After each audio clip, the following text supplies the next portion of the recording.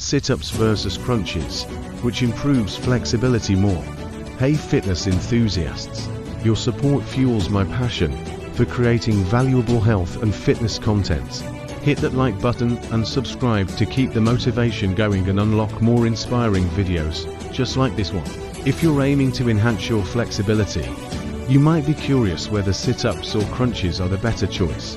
Both exercises target the core, but they have different impacts on flexibility.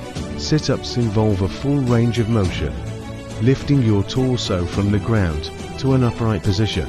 This movement stretches the spine and hip flexors, contributing to improved flexibility in these areas. The dynamic nature of sit-ups can also enhance the mobility of your lower back and hips, making it a beneficial exercise for overall flexibility. Looking to take your home workouts to the next level?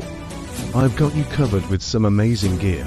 Check the description below for links to my top recommendations, including the best HIIT workout mat, a comprehensive home workout guide, essential home gym workout equipment, effective push-up equipment, and the reliable body fat measurement device. These products have made a huge difference in my fitness journey, and I'm sure they'll help you too. Click the links in the description and start transforming your workouts today. Let's continue to main topic. Crunches, by contrast, focus on a smaller range of motion, lifting only your shoulders off the ground, while crunches effectively target and strengthen the abdominal muscles. They do less to improve flexibility.